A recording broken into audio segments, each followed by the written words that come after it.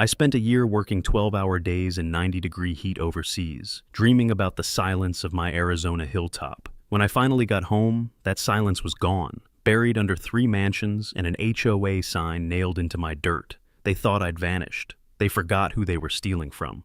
You learn something working in a place like northern Qatar. The heat strips you down to who you really are. It doesn't care what you drive, what you earn, or what name's printed on your badge. It just keeps coming, day after day, like a hammer made of sunlight. 12 hours a day, sometimes 14. And if you can stand that, you stop being afraid of small things. Paperwork, authority, noise. You start to crave the quiet. For me, that quiet had a name. 6 acres of high desert outside Cotton Hollow, Arizona. My land, my hilltop. That place had a kind of silence that hummed, like an old tune you could feel more than hear. I'd built my porch to face the canyon, so every evening the light fell just right, gold through the mesquite, soft against the ridgeline. When I signed that deed 15 years ago, I made myself a promise. No HOA, no neighbors breathing down my neck, no one telling me how to live. Just sky, dust, and the hum of the wind. By the time my overseas contract ended, I'd been counting the days like a prisoner waiting on parole. When the flight touched down in Phoenix, I rented a battered Chevy Silverado with one headlight dimmer than the other and headed north, windows down, air dry as chalk. The desert sun hit my arm through the glass, and for the first time in months, I didn't mind the heat. That's my kind of heat, the kind that doesn't own you. The drive took 3 hours, same as always, highway, then blacktop, then gravel. After that, it's just dirt. The kind of dirt that sticks to your boots and stays there. Every turn felt like muscle memory. I knew each bend, each mesquite tree leaning into the wind, each worn fence post that still stood guard like a soldier from another time. I didn't have a reason to expect anything strange. Before I'd left, I'd done everything by the book, filed travel notices with the county, hired a monitoring service, shut off the power, locked the well, even taped a laminated sign inside the window. Temporary absence, not abandonment. I'd watched too many people lose what they built because they trusted systems to protect them. I wasn't about to be one of them. So when I rounded the last bend and saw the ridge rising up ahead, my chest tightened the way it always did, half pride, half relief. The hill looked the same, bleached gold under the sun. For a second, I could almost hear the creak of my porch swing, the whisper of dust in the wind. Then I saw it, a flash of wood.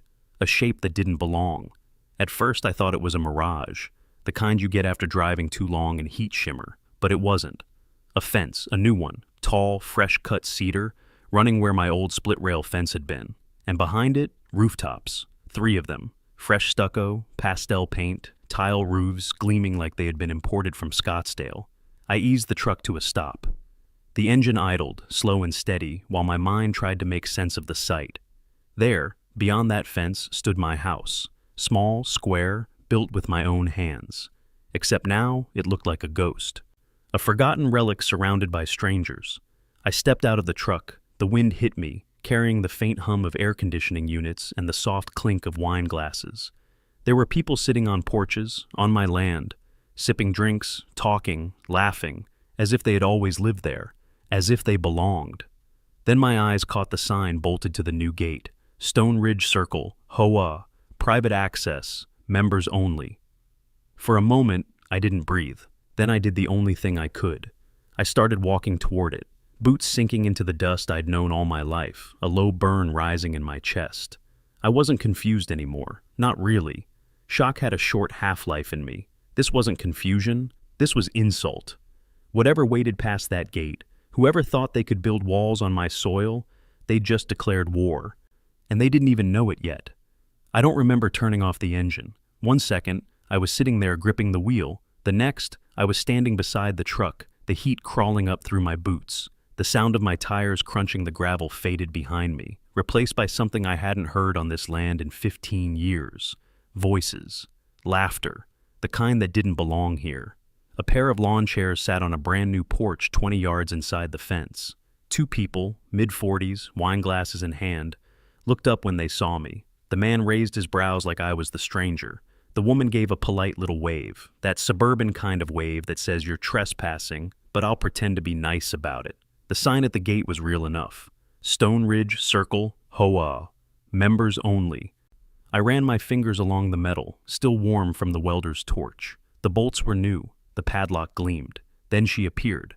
Out of one of the pastel houses came a woman in a beige linen suit, clipboard in one hand, phone in the other. Her walk was brisk, measured, heels clicking against the newly paved walkway like a metronome, hair curled just right, the color of bottled confidence. Sunglasses that probably cost more than my truck. And that smile, thin, professional, cold enough to keep milk fresh. She stopped a few feet from the gate and tilted her head, assessing me like I was a misplaced delivery. "Can I help you?" she asked. Her tone was perfectly calm, perfectly condescending. "Yeah," I said. "You can tell me why there are 3 houses on my land." Her lips didn't even twitch. "I'm sorry, your land?" I nodded toward the ridge. "That's my house up there. Been mine for 15 years, bought and paid for. You can check the county records if you want." She adjusted her sunglasses, as if blocking out my existence. "Oh, you must be looking for the HOA office. It's in the south unit, just past the stone walkway." "No," I said, steady. "I'm not looking for an office. I'm looking for an explanation." Something flickered in her eyes, not surprise, annoyance, like a teacher dealing with a slow student. "Well," she said, voice sugar-coated. "Mr. Martin, Riley Martin." She tapped her clipboard, flipped a laminated page. "Well, Mr. Martin, this property was classified as transitional use after more than 12 months of non-occupancy. No utilities, no mail service, no response to notices. Under county code, it was listed as available for provisional development." I stared at her, words flat in my mouth. "That's impossible. I never surrendered it. I filed documentation before I left the country." Her tone didn't change. "I'm afraid the process moved forward in your absence. The Stone Ridge Circle Homeowners Association applied for emergency housing authorization under the Transitional Availability Statute. Everything was approved, all by the book." "By whose book?" I asked. "By the county's," she said, smiling again, tighter this time. "You're free to review the paperwork through our online portal, but I should warn you, our board's invested heavily. Any reversal could have significant legal consequences." That word consequences hit like a spark on dry kindling. She thought she was warning me. She didn't realize she was lighting the fuse. "Let me get this straight," I said slowly. "You built over my fence line, hooked into my utilities, and locked my gate, and you think I'm the problem?" She clasped her hands neatly over the clipboard. "Mr. Martin, I understand this is upsetting, but you have to see it from the community's perspective. The land was vacant. We've improved it. We've added value." "Value," I repeated. "To who?" Her smile sharpened. "To everyone who matters." For a long moment, neither of us spoke. The desert wind moved between us, dry and silent. A hawk circled above the ridge, my ridge, casting its shadow across the fence line. Then she extended her hand. Perfect nails, perfect arrogance. "Karen Holdridge," she said, "president of the Stone Ridge Circle HOA. Welcome to the neighborhood, neighbor." I didn't take her hand. Instead, I turned back toward my truck, each step slow, deliberate. My boots crunched the dirt of my own driveway, now polished stone, like a reminder of what had been stolen. When I reached the door, I looked once more at the sign on the gate. Private access, members only. Under my breath, I said it out loud.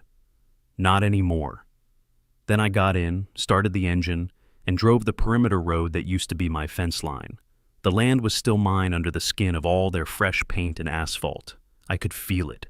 Every dip, every slope. They might have paved over the surface, but underneath it still breathed me. And I knew, before I hit the main road, before the dust even settled behind me, this wasn't confusion. This wasn't misunderstanding. This was a takeover, and I'd just declared war right back. I didn't sleep that night. I sat at the kitchen table of a cheap roadside motel, a cup of gas station coffee cooling beside a pile of papers that used to mean peace of mind. Deed, purchase record, notarized service agreements.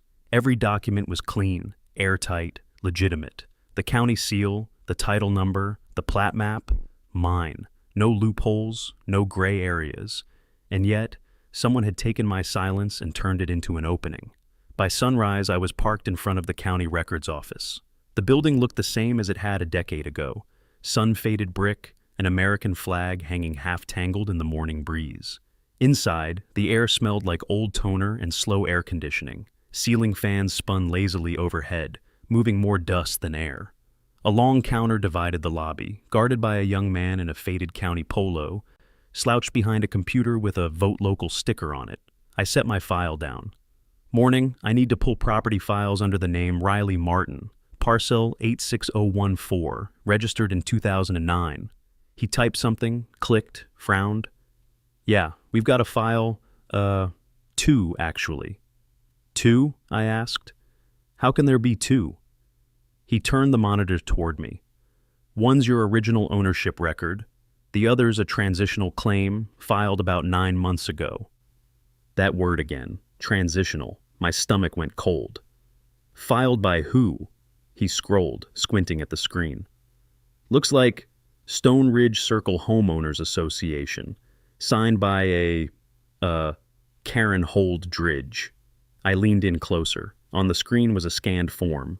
Statement of intent to vacate and forfeit. Date stamped 11 months ago. Under signature of owner, my name, Riley Martin, scribbled in a handwriting that wasn't mine. My jaw locked so hard it ached. That's not my signature. The clerk shrugged, palms up. It went through. There's also a digital affidavit referencing discontinuation of property upkeep and mail suspension as supporting evidence. That's how they justified the transfer to provisional use. Transfer, I repeated slowly, not ownership? He nodded. Technically no, but once they start construction, provisional rights escalate under development law. He said it like reading a weather report, like it was nothing. I stared at the screen, and then I saw it. The second signature. Co-signer, Gerald Martin, my father's name, the man who died 7 years ago. My throat closed. Who signed that? The clerk looked confused. Says here, notarized by Leonard Pierce. I forced the words out. He's been retired for 5 years. The clerk blinked. Well, that's odd. Yeah, I said quietly. Odd. He looked uneasy now, maybe sensing something beyond paperwork. Look, I just pull records, he said, but that's pretty messed up. Print me copies of everything, I said. Every page tied to that transfer. Include timestamps, signature data, metadata, if you've got it. Sure thing, he said, clicking through menus. The printer behind him started to whine and spit out sheets of thin paper, one after another.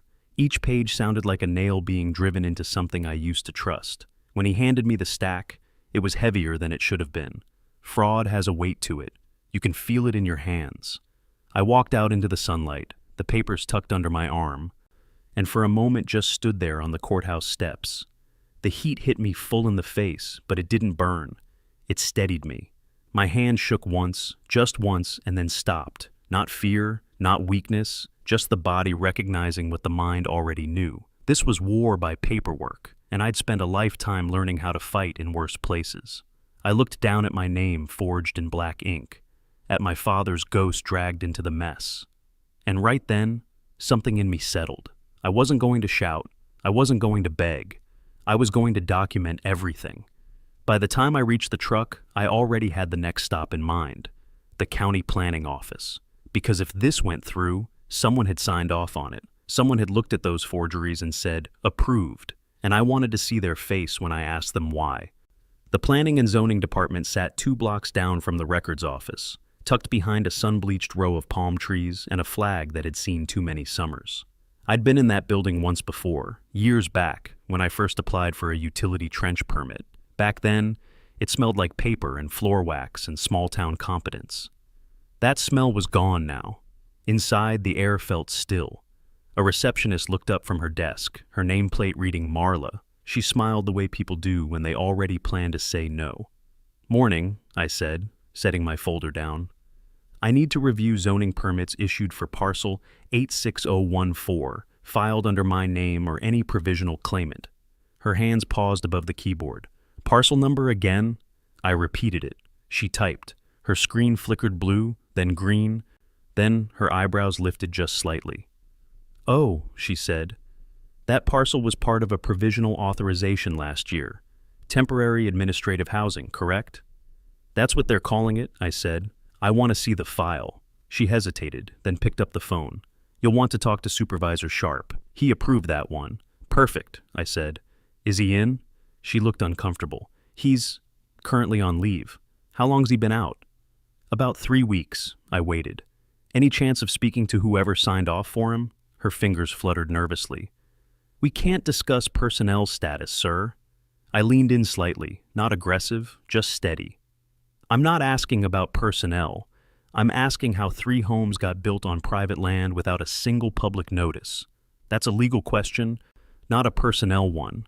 Her eyes darted to the hallway behind her, then back. "Would you like me to request the file digitally?" "I'd prefer it printed," I said. "All of it." She sighed, clicked through menus, and the printer started humming.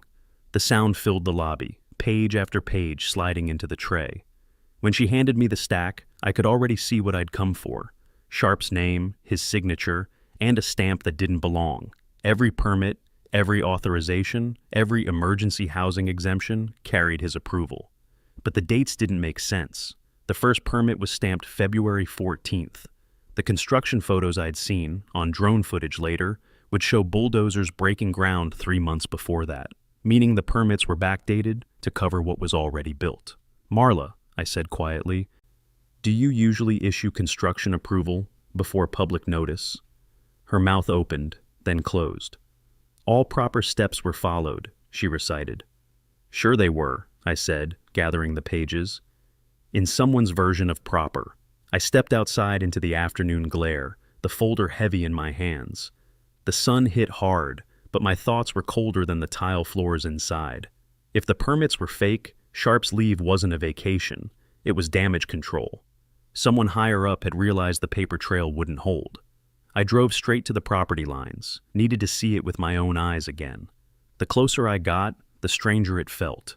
New asphalt roads had been poured where dirt paths used to be. The electrical poles I'd installed myself years ago, painted over, numbered, folded into a grid that wasn't mine. Even the soil looked changed, graded, flattened, engineered for someone else's vision. They hadn't just built houses, they'd rewritten geography. At the edge of the new development, I stopped at what used to be my mailbox. It was gone, replaced by a sleek metal unit with HOA branding. I stared at it, jaw tightening. A delivery van pulled up beside me, the driver rolling down his window. "You waiting for mail?" he asked. "Not anymore," I said. He laughed like it was a joke. "Well, this box goes to Stone Ridge Management Office now, downtown Phoenix, forwarded mail and all." I watched him drive off, dust trailing behind. That meant every letter, every legal notice, every certified warning had gone straight to them first. They hadn't just stolen my land. They'd intercepted my voice. I sat there for a long minute, the sun crawling higher, the pages of Sharp's approvals fluttering in the passenger seat. A forgery could be fixed, but this was infiltration. They had connections, they had signatures, they had infrastructure, and they'd used all of it to make me disappear, on paper. The thought settled deep, like a nail driven into oak. This wasn't an accident, it was a plan. And whoever built it was smart enough to think I'd never come back. Morning came, gray and heavy, the kind of Arizona morning that promises heat, but gives you a short mercy first. I sat outside the motel room, coffee steaming in a paper cup, folder of documents on the metal table beside me. The world was still half asleep. A truck passed on the highway, its echo fading into the hills. I'd spent the night sorting through everything. Every forged line, every fake signature, every permit that shouldn't exist. The pile on the table wasn't just paper. It was a confession written in someone else's handwriting. I looked at the mess and said out loud, to no one in particular, "I've fought worse battles, just never on paper." That was when I decided to stop reacting and start building my own offense. The first call I made was to Dana Pritchard. I'd worked with her years ago on a contract dispute between a contractor and the Army Corps of Engineers. She wasn't cheap, but she was the kind of lawyer who made bureaucrats flinch when they saw her name on a letterhead. When she picked up, her voice was calm, clipped, like she'd been awake since before sunrise. "Riley Martin," she said. "Haven't heard that name in a while. What's the problem?" "HOA built 3 houses on my land," I said. "Forged signatures, fake permits, county involvement. I've got paperwork." There was a pause. Then, flatly, "Where are you?" "Cotton Hollow. 6-acre parcel outside the city line. I'm 2 hours away, she said. Email me scans of everything you've got. Don't talk to the county again. Don't talk to anyone. I'll meet you before lunch. When she arrived, the temperature had already hit 90. She stepped out of her car in black slacks, sunglasses, and a white shirt with the sleeves rolled once, professional but ready to work. She looked through the papers quietly, page by page, her expression hardening. Finally, she said, I've seen greedy HOAs. I've seen sloppy zoning, but forging a dead man's signature? She looked up at me. They're finished. That was the moment I knew I wasn't alone. Dana didn't waste time. Within the hour, she had her laptop open, pulling property statutes, county codes, and precedent cases. She made a list of what we'd need: forensic signature analysis, digital trace of the permits, server logs from the planning office. Then she asked, You still have that cyber guy you worked with overseas? The one who tracked the contractor leaks? I smiled for the first time in 2 days. Leo Barden, Flagstaff now, runs a private investigations outfit. Call him, she said. He'll be our eyes in the wires. When Leo picked up, I could hear typing in the background. He didn't even hesitate. Send me everything, he said. Full copies, raw metadata, screenshots. I'll dig where they think no one's looking.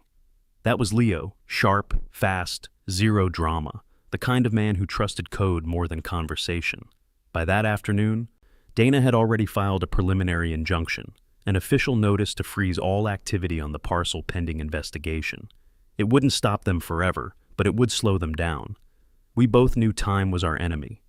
The longer those houses stood, the more legitimate they'd look. Before sunset, I made one more call. This time, to someone who didn't work with code or statutes, Angela Dominguez. Retired NYPD, private investigator, 2 medals, and a reputation for making people nervous just by walking into a room. She'd helped me once track down stolen equipment on a project site. Angela, I said when she answered, you ever heard of a homeowners association stealing property? She laughed, a low, gravelly sound. Honey, I've heard of them stealing peace of mind, but land? That's new. Then you'll like this case, I said. They faked a forfeiture notice and built over my home. Say no more.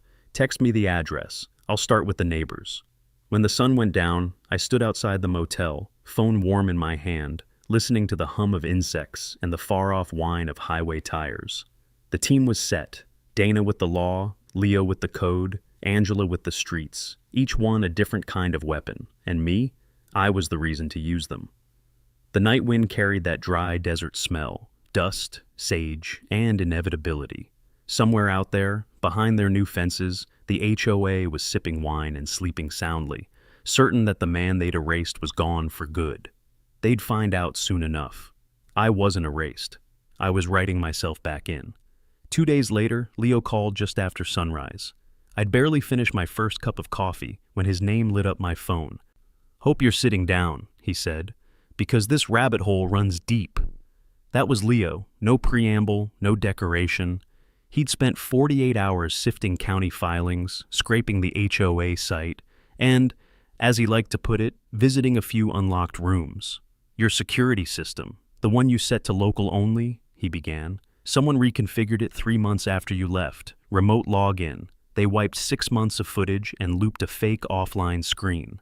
I stared at the motel wall, the paint yellowed by too many summers. Hacked? More like borrowed credentials, he said. But here's the part you'll like least. The deletion requests traced to an IP block registered to Stone Ridge Circle's admin office. Same range as their HOA portal. My pulse didn't spike. It settled, heavy, steady. And the authorization signature inside your camera log, Leo continued. It resolves to an account used by Delaney Sharp, the zoning supervisor, the man on leave. I let silence do its work. When you have worked long days in desert heat, you learn the difference between noise and information. This was the second kind. There's more, Leo said. Their billing platform cached a short internal memo. It's bare bones, date stamp, a few lines. I'll send it once I clean the headers. Send everything, I said. Already in your inbox, minus the memo, he replied. Give me an hour. By late morning, Dana was in the motel parking lot, sleeves rolled once, reading printouts across the hood of her car like a field officer scanning a map. Her eyes moved, cool and exact. HOA on the wipes, she said. Sharp in the authorization trail. That's not sloppy, that's orchestration. And intent, I added. Intent, she repeated, as if setting a nail. We can move for a stronger freeze. Angela arrived by noon, dusty boots, hair tied back, a manila folder thick with photographs. Retired teacher, she said, tapping the folder. Drone hobbyist, dates everything, geotags it. He's been flying over this valley for 2 years, calls it watching the land remember itself. We spread the photos on the motel bed, my place alone and sun-baked, trenches staked where desert crust used to be, bulldozers crawling like beetles, frames rising before any permit date on Sharp's approvals. Each image carried time like a watermark you couldn't wash off. Contractors? I asked. 2 crews, Angela said, paid through a Nevada holding firm. That firm lists a strategic partner. The initials match Karen's. Also, Sharp's wife is cousin to one of the HOA board members. They call that a strong community. I call it a closed loop. Dana exhaled through her nose. Timeline, motive, method, we're past civil negligence. I nodded. Outside, a truck rolled past on the highway, its growl receding into the heat. Inside, the room felt colder. Leo texted mid-afternoon. Memo clean, sending via encrypted link. I opened my laptop. The PDF was small, the kind of thing you'd overlook if you didn't know where to stare. No letterhead, just a timestamp and 15 words. Karen wants the Martin parcel ready for full site integration by Q2. Board needs this done before he comes back. Assume he won't. That was all. 15 nails hammered into whatever patience I had left. I didn't move. Didn't speak. The motel air conditioner rattled in the window, blowing lukewarm air. Outside, the desert was unusually quiet. No wind, no insects, just the sound a place makes when something has shifted. Anger changes with age. At 20, it's loud, a summer storm that throws chairs. At 40, it turns quiet, focused. It stops shouting and starts aiming. I printed the memo. The page slid out warm. I set a fingertip on the last line and read it once, then again, until the ink felt carved, not printed. Assume he won't. I laughed once, dry, without humor. If they believed distance could erase ownership, they'd mistaken silence for surrender.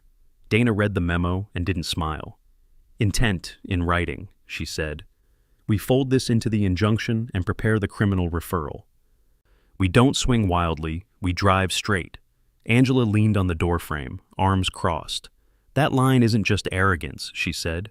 It's a schedule. They planned around you not existing. Then we reschedule, I said. The rest of the day turned into logistics. Dana drafted the next filing. Leo mirrored everything off-site and started pulling certificate chains for the so-called notary. Angela went hunting for invoices and quiet mouths, ready to talk once the wind changed. At dusk, I drove out to the ridge alone. The new fence caught the evening light, cedar gone orange, shadows falling long toward the canyon. My house sat where it always had, stubborn, square, a landmark to my own memory. Down the slope, the pastel houses preened like polished lies. Somewhere out of sight, a sprinkler hissed over decorative stone where soil used to breathe. I walked the fence line to the corner where my marker should have been. It had been replaced by a bright orange stake, parcel 14B. Mine was 14A. 1 letter. That's all it takes to make a lie look official.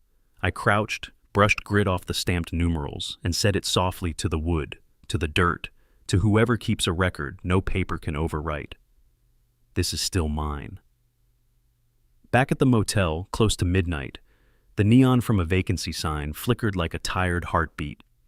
The email from Leo pinged again. Redundant copies, chain of custody notes, a short line. All archived, their portals sloppy. I'll have board chat logs by morning. I didn't answer. I sat with the memo under the lamp and let the quiet do its work. The anger didn't flare, it clarified. I thought of the months overseas, 12-hour days in 90-degree heat. The kind that strips excuses from a man and leaves him with whatever backbone he's got. That heat taught me something I had nearly forgotten. Survival isn't volume, it's endurance, preparation, and the will to outlast someone else's convenience. They had money, they had contacts, they had paperwork that wore a polite smile. I had the land, I had time. And now I had their words. By morning, Dana's draft was ready. Expanded injunction, notice of intent for criminal referral, exhibits labeled in a list that read like a confession, written by a dozen hands, forged affidavit with a dead man's signature, digital notarization without a proper certificate chain, IP logs from a fiber line registered to the HOA, camera deletions by Sharp, drone images predating permits, the memo that assumed I was a ghost. We met in the parking lot again, same sun, same heat, same 3 people who'd decided to believe me before the headlines did. Dana checked the filing packet one more time. Angela handed me a photo of the first foundation trench, a cut into the earth where no one had asked permission. Leo, on speaker, said 2 words I needed to hear. Chains clean. I slid the memo into a plastic sleeve and tucked it behind the deed in my folder. Proof of intent shouldn't travel loose. Next stop's the courthouse, Dana said. Not just yet, I answered. First stop's the fence. They didn't ask why. They knew. We drove out together. I stepped to the gate, read the sign they'd bolted there. Stone Ridge Circle HOA, private access, members only. The metal was still warm from the sun. The bolts were new and bright, like they were proud to hold the lie in place. But I pressed my palm flat to the sign and pictured it gone. Then I stepped back, breathed once, and felt the plan click into its tracks, steady, silent, inevitable. They wanted this quiet. They were about to get the opposite. When you've worked long in hostile heat, you learn to make time your ally. You pace the day, ration the water, move when the sun gives you an edge. Paper wars are no different. You file when the clock hurts them most. You speak when silence has boxed them in. You let their words trap their feet. I tucked the memo back into the folder, the plastic sleeve whispering as it closed. The desert wind lifted, just enough to move the mesquite. Somewhere over the ridge, a hawk turned a slow circle, carving its line in the air like it owned the map. I looked at those houses, their glass, their tile, their perfect lines, and felt nothing like hate. Hate is loud, wasteful. I felt something leaner. They had assumed I wouldn't come back. They would learn what assumption costs. Let's go, I said. We left the fence behind us and drove toward the courthouse, sun bright in the windshield, the day already shaping to the work ahead. The engine's hum sounded like resolve. It wasn't vengeance, it was arithmetic. You forge one signature, falsify one permit, erase one man, and sooner or later, the sum comes due. The mediation room smelled like stale coffee and new carpet, a neutral space chosen exactly because it gave nothing away. The law office in Sedona had one long conference table, chairs that made polite squeaks when you shifted, and a wall of frosted glass that let light in but kept the world out. Cameras were allowed, but the mediator warned about decorum and civility. This is about resolution, she said, smiling like a person who had never had to worry about whether a signature was real. When I walked in, Karen was already there, perfect suit, hair in place, posture like a queen who expected to be bowed to.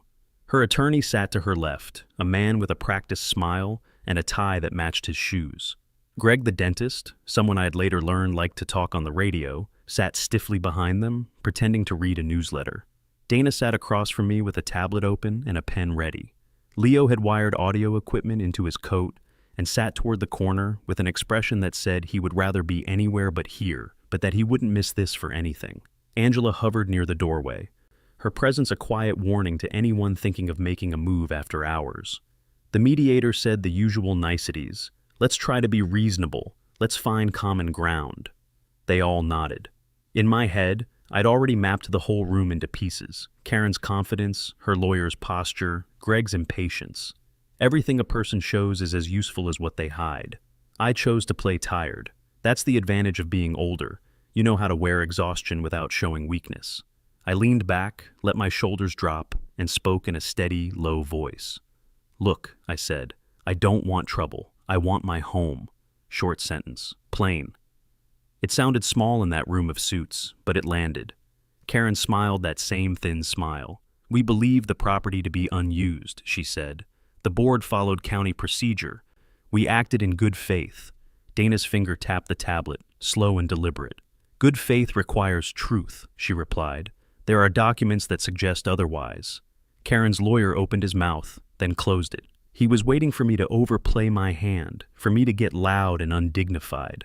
They were used to people shouting when cornered. It made for pleasing television. I let them think I might be that kind of man.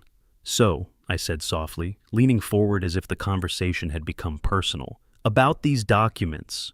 Who handled your filings? Who notarized the affidavit? Karen answered easily, the kind of answer practiced against skepticism. We used a contracted notary service and a development consultant, all within the county's guidance. Standard procedure. Her choice of words mattered. Contracted notary service. The phrase slipped out like an apology, casual and unguarded. Leo's gloved fingers found a recorder under the table, already recording. Dana's eyes met mine for half a heartbeat and then returned to Karen with the steady calm of a professional about to take a deposition. You said contracted, Dana said, quiet but sharp. Do you have the original physical notarizations, the certificates? Because on the county deposition, the notary Leon Pierce is listed as having retired in 2018. He told us he never notarized anything for your group. Karen's smile faltered, just a flicker. She fanned a laminated packet and opened a page as if proof were there and could be waved like a wand. Our service handles everything. It's standard. Standard how? I pressed. My voice was flat, but the question had teeth. Is Standard a county-registered notary with a current commission, or is Standard a person you pay to sign documents and move things through the system? Her attorney leaned in, attempting to cut the room off. Mr. Martin, is he your notary? Dana asked, not looking at the lawyer. She looked at Karen, and the room felt colder. Karen's jaw tightened. She chose her words slow, like someone deciding whether to burn a bridge. We used a contracted notary. They handled the digital filings. Digital filings? A phrase meant to speed things up, to sound modern and efficient. But in that word was the thin seam where forgery hides. You're aware that digital filings carry metadata, timestamps, origin IPs, certificate chains? Leo asked from his corner. He was speaking to the room now, not quietly. We've traced the origin of the file uploads. They come from an IP range associated with Stone Ridge Circle's office, and the digital certificate used to sign that affidavit does not chain to the certificate of Mr. Pierce. It chains to a shell account. A ripple went through their group, gasp, quick and soft. You're accusing us of fraud, Karen snapped, but her voice had the brittle edge of someone frantically checking a story that might be true. I'm stating facts, Dana said. We have the documents and the logs. We have drone footage of construction before the permit. We have the memo that says, assume he won't come back. We're asking for transparency, or we will take this to court. The mediator raised a hand. Please, let's avoid threats. She looked at me like she wanted this to be a small neighborhood spat, not a criminal matter, but the room had already changed. The air had been shifted by a single admission, contracted notary, and a recording starting at the rhythm of how people confess when they think the room will protect them. Karen scribbled something on her clipboard, her fingers a little unsteady. By the time the session broke for a 10-minute recess, I had what I needed. Karen had said enough to establish a pattern. Her lawyer looked defeated in a way lawyers rarely look when they think they've won. Leo had the IP ranges captured, the mediator had been forced to note objections on the record, and Dana had quietly recorded the session. We walked into the hallway as if nothing had happened. Angela winked at me and said, "They're rattled." I felt a cold satisfaction, not joy. Satisfaction is a quieter thing. Back in the car, I let the engine hum and the air conditioning cool my face. The desert light was hard, but inside me a plan was taking shape, precise and clean. They wanted a conversation. I'd given them one. They'd given me answers when they thought civility would keep them safe. For the first time since I'd found that fence, the sense that the tide could be turned moved from possibility to plan. They'd made a mistake, one I intended to exploit, with the patience and discipline the heat had taught me. The courthouse smelled like polished wood and old paper, the sort of smell that makes people speak in measured tones. The hearing room filled quick, reporters, neighbors, 2 camera crews that had somehow found their way in, and a scattering of face in the gallery who'd shown up out of curiosity or kinship or both. I felt my boots on the courtroom floor, solid, familiar. The room had a rhythm. You learn to listen to it, the hush before someone speaks, the rustle of papers, the way a judge's gavel punctuates truth. Judge Evelyn Harper took the bench at 9 sharp, stern, composed, the kind of person who had seen more than she let on. She looked at the lawyers and then at me, a small nod like an invitation to proceed. Dana stood, calm as a river. She laid our case out the way a good builder lays foundation, methodically, in layers. She started with the obvious and worked inward. "Your Honor," she said, "we will show by a preponderance of the evidence that the acts alleged were not isolated errors, but a sustained conspiracy to appropriate private property through document fraud, tampering of digital evidence, and collusion with county employees." She called the clerk from the county records office first. He testified to what he'd seen when Mr. Martin requested records. 2 files, one genuine, one provisional. He confirmed the digital timestamps and that the scanned affidavit bore a signature purporting to be Mr. Martin's. Next came Angela. She walked to the stand like someone who had spent a career staring down criminals and not much impressed by theatrics. She described the drone photos she'd recovered from a hobbyist, foundation trenches and bulldozers active months before any permit had been stamped. She explained how contractors had testified under interview that the site work began well before permit notices were posted. Names, places, dates. Her voice was plain, her facts were solid. Then, Leo. The room murmured when Dana introduced him as a cybersecurity consultant. He spoke slowly, avoiding jargon, because he knew this room had people for whom IP meant nothing and people for whom it meant everything. He explained in simple terms. The security system on my property had been accessed remotely. The system logs showed deletions and loops. The deletion requests traced back to IP addresses assigned to the Stone Ridge Circle Administrative Office. He handed the court a printout of logs and a map showing the routes. The judge scanned it, then looked up. "You traced the metadata?" she asked. "Yes, Your Honor," Leo replied. "And if I may add, the timestamps on the digital notarizations do not chain to the notary listed. They chain to a certificate that resolves to an account registered through a shell company." A soft gasp fluttered through the gallery. Karen's lawyer rose to object. Foundation, hearsay, but Dana was ready. She'd anticipated every objection and had the foundation in her pocket. She called witnesses in sequence. The retired notary who testified he had never notarized for Stone Ridge, the county employee who verified Delaney Sharp's sudden leave, the contractor who quietly admitted he'd been paid through a Nevada-based holding firm. When Karen's counsel tried to paint the development as a benevolent community necessity, Dana dismantled that narrative piece by piece. "Your Honor," Dana said, voice even, "they will tell you they acted in good faith. But intent matters. When construction begins before permits, when cameras are scrubbed, when the board's own logs contain a memo explicitly instructing, 'Assume he won't come back.' That is no accident. That is intent. That is conspiracy." Karen sat beside her counsel, jaw tight. She put on a mask of composure, but the edges were fraying. Her attorney cross-examined, tried to poke holes, to suggest misunderstandings, to imply clerical errors. He asked leading questions about timelines. He described emergency housing needs and community benefit. It sounded hollow. At one point he leaned toward Karen and whispered something. She nodded, then turned her face toward the judge as if to demonstrate contrition. It made for a decent picture, the kind of theater some people mistake for truth. Dana's cross-examination was surgical. She produced the memo Leo had found, put it on the stand, and asked simply, "Who wrote that?" Karen's lawyer objected. Irrelevant, cumulative. But Dana already had the court's patience on her side. She spoke slowly, deliberately, letting the words land between the courtroom walls. "We have a document dated months prior to permit applications that states in plain language an instruction to prepare Mr. Martin's parcel for integration because we assume he won't come back. That sentence proves not confusion or negligence, but plan and motive. We request, Your Honor, that the court not only consider civil remedies, but forward these findings to the district attorney for criminal investigation. We request criminal referral." The room inhaled like one organism. Karen's face lost color. Her attorney's mouth tightened into a line. The judge's pen hovered over her notes. For a moment, the only sound was the soft whir of the audio equipment Leo had set up, every word being captured clean. Judge Harper looked directly at Dana, then at me and the gallery. "Ms. Pritchard," she said, her voice measured, "a criminal referral is a serious request. It requires clear and convincing evidence before this court and a formal submission to the district attorney's office. Are you prepared to certify that the evidence you've presented meets that threshold?" Dana didn't flinch.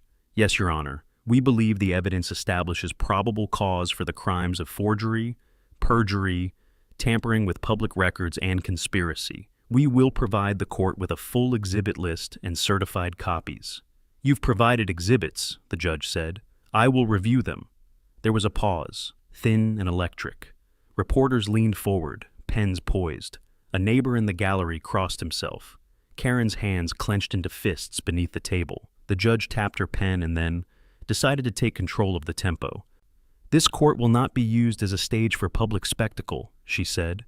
We will proceed with decorum. However, and here she looked at Karen with the coolness of someone who had seen many manipulations.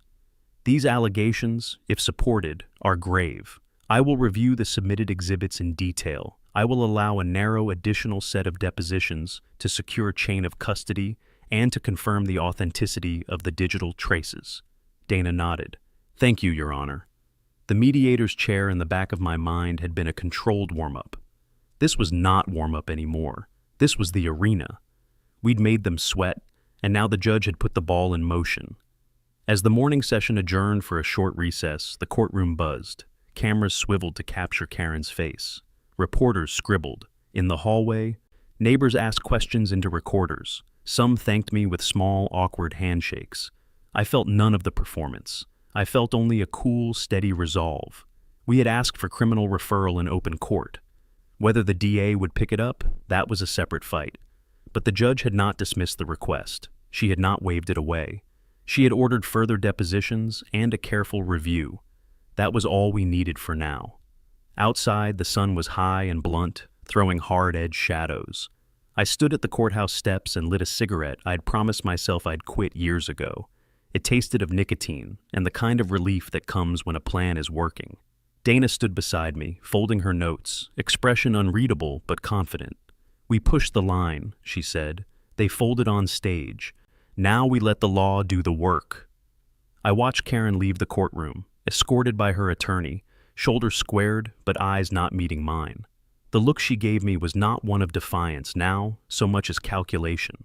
Someone tallying losses and looking for a way to trade. Inside my pocket, my phone buzzed. Leo's message. Hold tight. I've archived everything. I'm moving copies off-site. I pocketed the phone. The fight was no longer personal in the way it had been the day I found that fence. It was public. It was procedural.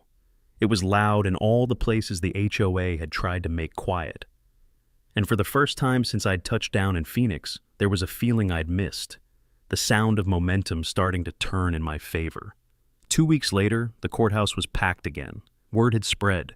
Neighbors, reporters, even a few law students who wanted to see what happens when a small-town HOA bites off more than it can chew. The hallway smelled like coffee and nerves. Everyone spoke in low voices, as if the outcome was already heavy in the air. I took my usual seat beside Dana. Leo sat 2 rows back, laptop open, headphones around his neck. Angela stood near the door, arms crossed, scanning the crowd like she was back on patrol. Across the aisle, Karen Holdridge sat perfectly still, dressed in navy, posture flawless. If you didn't know better, you'd think she was the one presiding. Her lawyer flipped through papers with nervous energy. He knew what was coming. She just didn't believe it. Judge Harper entered right on time, gavel echoing once. This hearing concerns the disposition of property claims and any referral arising from prior testimony, she said. The court has reviewed the submitted exhibits, digital evidence, and witness depositions. Her tone was flat, almost kind. That was worse. It meant the decision was already written. Dana stood. Your Honor, before ruling, we'd like to submit one supplemental exhibit, verbatim transcript from the recorded mediation session where Ms. Holdridge acknowledged use of a contracted notary service in connection with digital filings. Karen's attorney jumped up. Objection. That session was meant to be confidential. Overruled, Judge Harper said. The confidentiality clause does not extend to statements made in furtherance of fraud. That line hit like a gunshot. Dana slid the printed transcript to the clerk. The judge read it silently, lips moving once over the words. Her expression didn't change, but something in the room did. The hum of air conditioning seemed louder. The pen tapping in the back row stopped. Finally, Judge Harper set the papers down. Ms. Holdridge, she said, voice even. You've argued that your actions were the result of administrative error and community initiative. The evidence shows otherwise. Karen's face stiffened. The corner of her mouth twitched. The court finds, the judge continued, clear and convincing evidence of intentional misrepresentation, document forgery, tampering with public records, and abuse of zoning procedure by the Stone Ridge Circle Homeowners Association, acting under your direction. The courtroom was silent, except for the soft sound of someone exhaling. Effective immediately, Judge Harper said. This court restores full title and property rights to Mr. Riley Martin. The structures built on his parcel are deemed unauthorized and shall be vacated within 15 calendar days. The HOA is further ordered to compensate Mr. Martin for damages and misuse of utilities. In addition, this court will forward all exhibits and testimony to the District Attorney's Office for criminal investigation into the conduct of Ms. Holdridge and all complicit parties. Dana closed her binder softly. Leo looked up from his screen and nodded once. I just sat there, staring at the wood grain of the table, breathing in the quiet after the storm. Then the double doors at the back opened. 2 sheriff's deputies walked in, uniforms crisp, boots polished, faces unreadable. One stopped beside Karen's table. Ms. Holdridge, he said, you're under arrest for suspected fraud, perjury, tampering with public records, and conspiracy to defraud the state.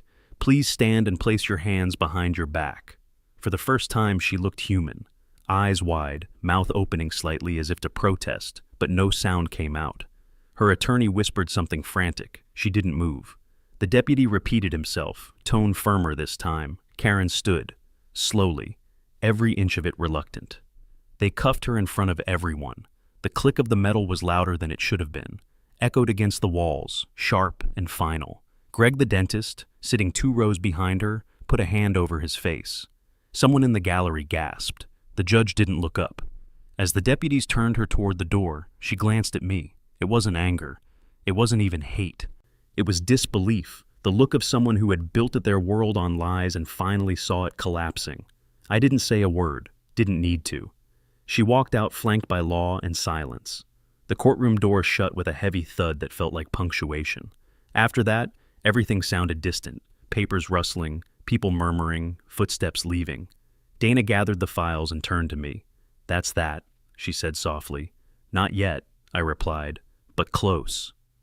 Outside, the sun hit like a forge. The courthouse steps shimmered in the heat. Reporters swarmed, microphones waving, questions flying. How does it feel to win? What will you do next? Do you plan to rebuild? I said the only thing worth saying. I'm going home. That evening, I drove out to the ridge alone.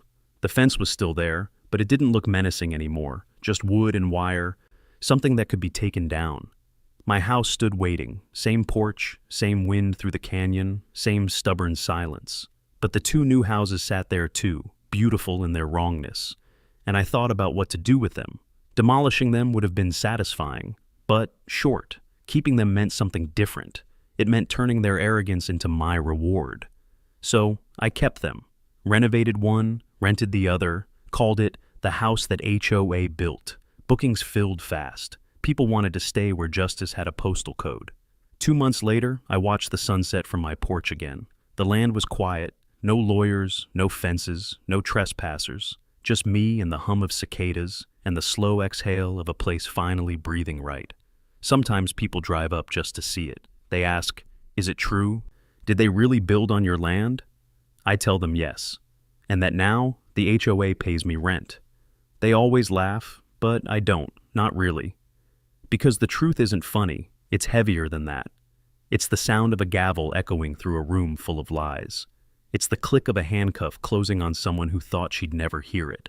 And it's the silence after, when justice finally, quietly, comes home. The world moves fast after a verdict. Papers file themselves. Reporters find new stories. People shake your hand, call you inspiring, and move on to dinner plans. But the land doesn't move fast. It takes its time remembering who it belongs to. Karen Holdridge's name was on every local headline for a week. HOA president arrested for land fraud.